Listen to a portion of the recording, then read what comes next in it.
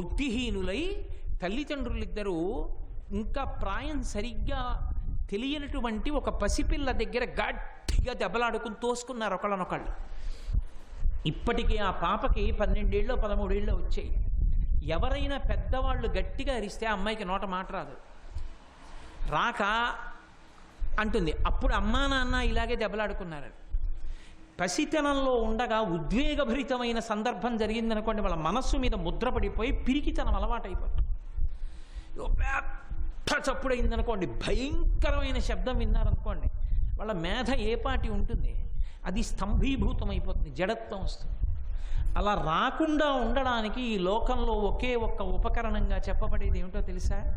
అటువంటి పిల్లల్ని వెంటనే ఎక్కడికి తీసుకెడతారంటే గోశాలకి తీసుకెళ్ళి గోవు పృష్ఠభాగం దగ్గర నించోపెట్టి తోక తిప్పుతారు 3 మాటలు పిల్లల చుట్టూ. 3 మాటలు తోక పిల్లల చుట్టూ తిప్పితే వాళ్ళకు పట్టిన సమస్తమైనటువంటి గ్రహదోషములు, ఇటువంటి భయంకరమైన స్థితులు తొలగిపోతాయి.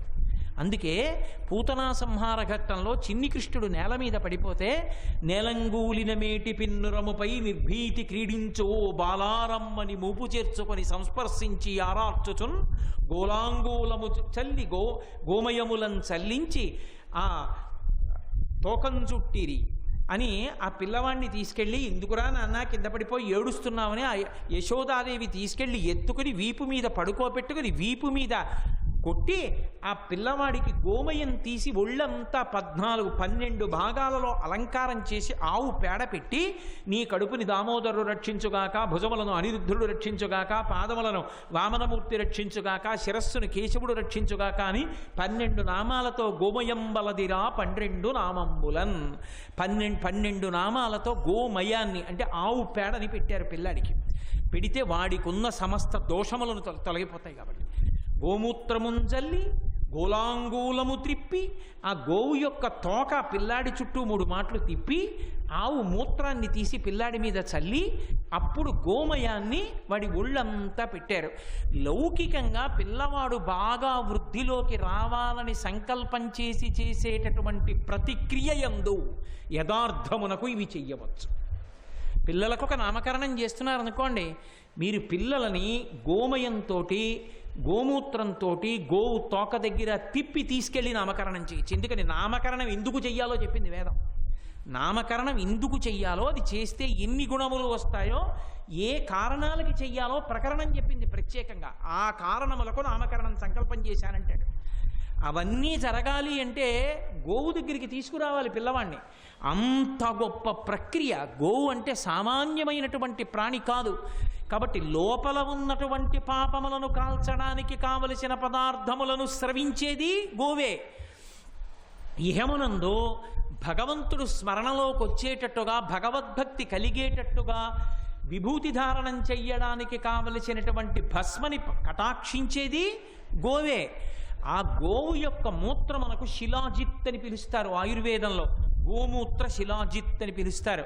నాకు ఎవరో ఒక ఆయన ప్రత్యేకమైన ఔషధిని తీసుకొచ్చి ఒక ప్రత్యేకమైన కారణానికి నాకు బహూకరించాడు.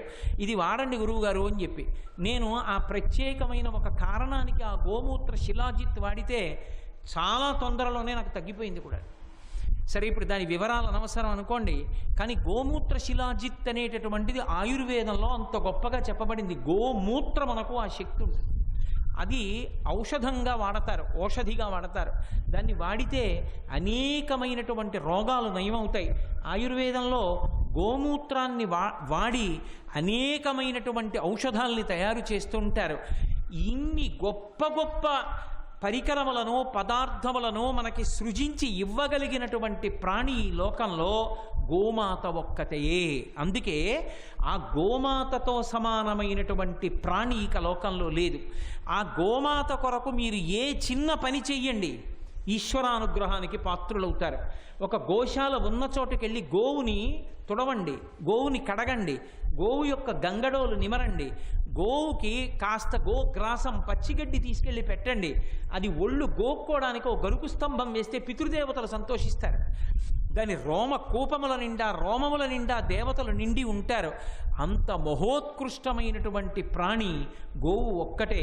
అటువంటి గోవు నుండి స్రవించేటటువంటి పదార్థములలో ఆవు పేడ ప్రత్యేకంగా భూశుద్ధి కొరకు కూడా వినిమయం అవుతుంది. భూమిని శుద్ధి చెయ్యాలి అని అనుకున్నారనుకోండి, అందరం తొక్కేశాం, శుభ్రంగా తొక్కిన తర్వాత అక్కడ మంటపాన్ని పెట్టి పూజ చేయాలనుకున్నాం అనుకోండి, భూమికి శుద్ధి దేని వలన కలుగుతుంది? అక్కడికి దేవతలు వచ్చి కూర్చోడానికి కావలసినటువంటి స్థితి దేని వల్ల కలుగుతుంది అంటే ఒక్క గోమయం తోలికితేనే వాళ్ళు కూర్చోడానికి వస్తారు, లేకపోతే వాళ్ళు కూర్చోరు. ఎందుచేత అంటే చూడండి, నేను మీతో ఒక మాట చెప్తాను. మీరు ఎవరో ఒక మహాత్ముల్ని ఇంటికి తీసుకొచ్చారనుకోండి, అక్కడ 2 మంచాలు ఉన్నాయనుకోండి, కూర్చోమంటే వాళ్ళు ఏం కూర్చోరు. మంచాల మీద కుంచాల మీద వాళ్ళు కూర్చోరు. వాళ్ళు కూర్చోవాలి అంటే ఏదో కొయ్య కుర్చీ లాంటిది ఏదైనా ఉంటే దాని మీద ఓ బట్టో దర్భాసనమో వేసుకుని కూర్చుంటారు. వాళ్ళు ఎవరు కూర్చోడానికి తగిన స్థానం అక్కడ ఉంటేనే దాని మీద కూర్చుంటారు. అలాగే దేవతలు వచ్చి కూర్చోవాలి అంటే భూమికి శుద్ధి ఉండాలి. ఇంతకుముందు పక్షులన్నీ వాళ్ళు రెట్టలేసింది, మనుషులందరూ ఎక్కి తొక్కింది, అక్కడే మీరు కొత్త తువ్వాలోటి వేసేసి అమాంతం అక్కడి నుంచి సత్యనారాయణ స్వామి వచ్చే, నవగ్రహాలు వచ్చే, అష్టదిక్పాలకులు వచ్చే అంటే రారు. వాళ్ళు రారు. మంత్రంతో మీరు పిలిచినా వచ్చి చూసి బ్రహ్మస్థానంలో కూర్చున్నవాడిని, యజమాన స్థానంలో కూర్చున్నవాడిని కూడా 2 నిందలు చేసి పెడతారు. నీకు బుద్ధి ఉందిరా, ఎలా కూర్చోమంటావు ఇక్కడ?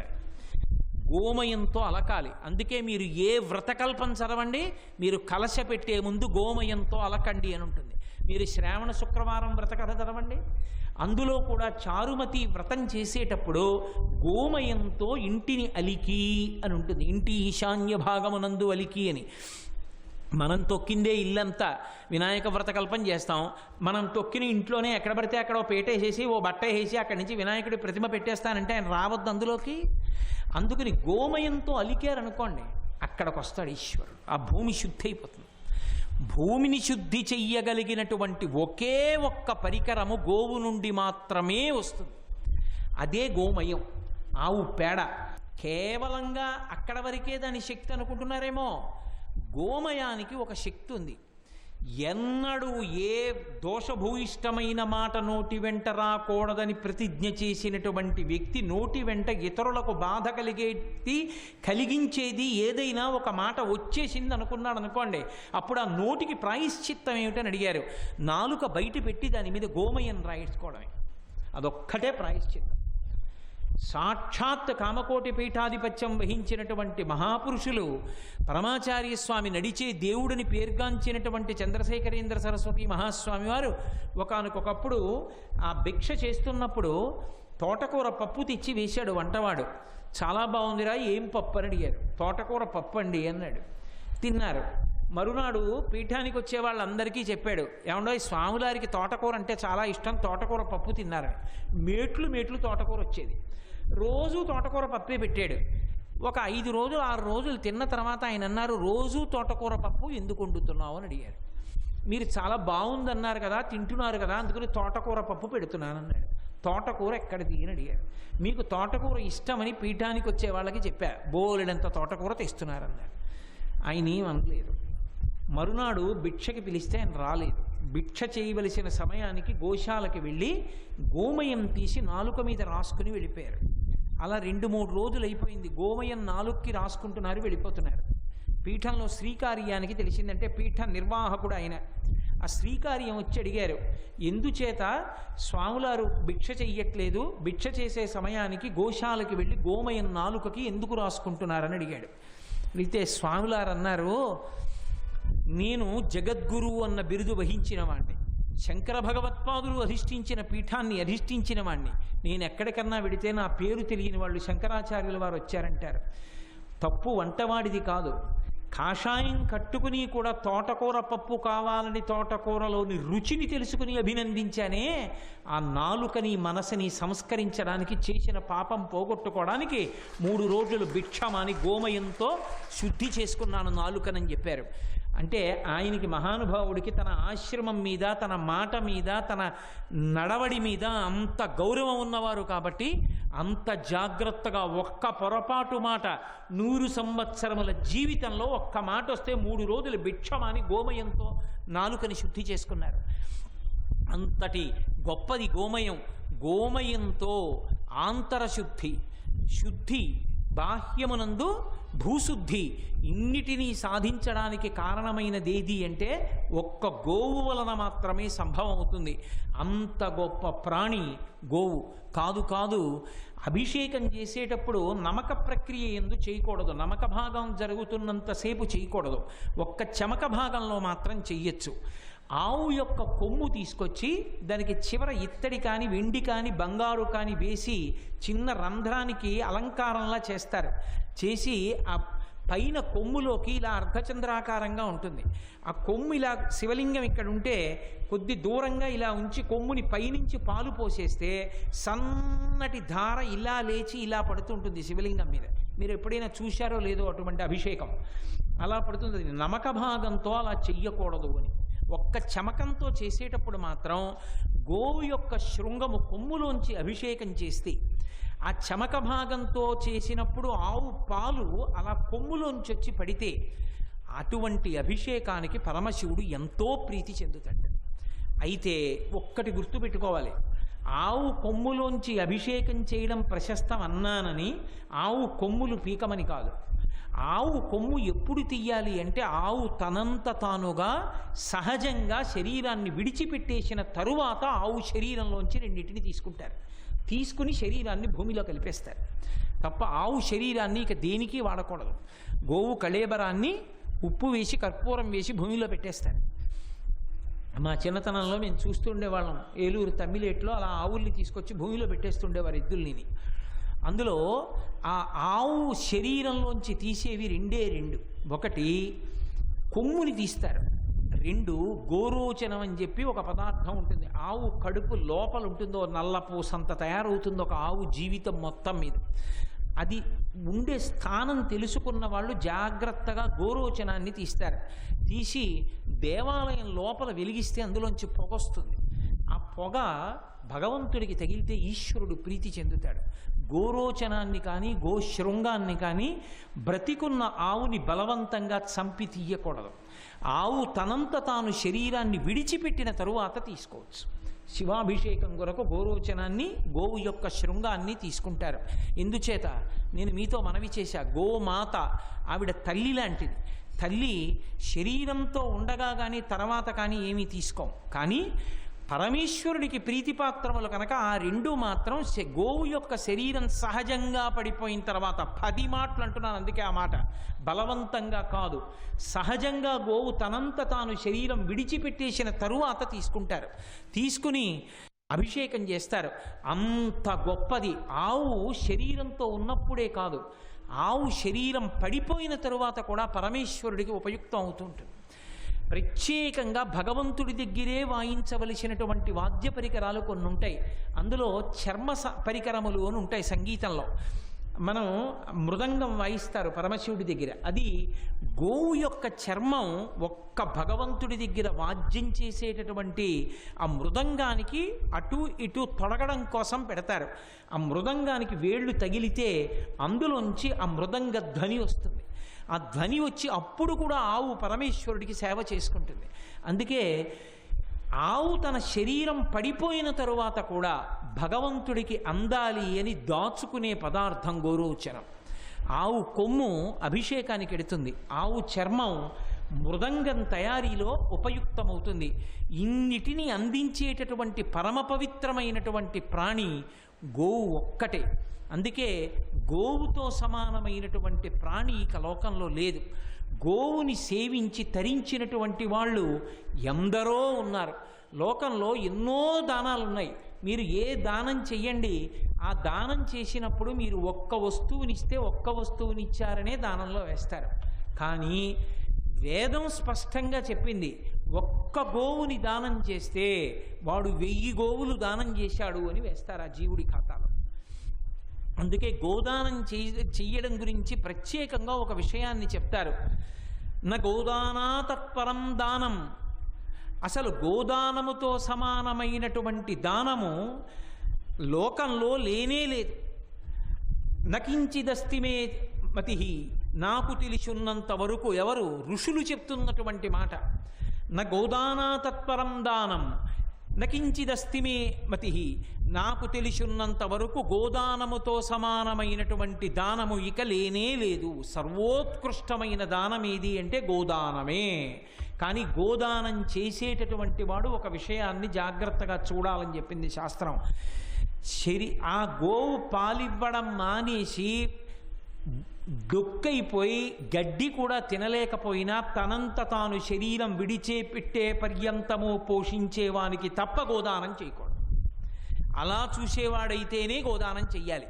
న్యాయార్జితంతో కష్టపడి తెచ్చుకున్న ద్రవ్యంతో ఒక్క గోవుని ఎవరైనా దానం చేస్తే కృత్స్నం తారయతే కులం, వాళ్ళ వంశమంతా కూడా తరించిపోతుంది ఆ గోదానం చేత. వంశాన్నంతటినీ తరింపజెయ్యగలిగినటువంటి దానము గోదానం ఒక్కటే.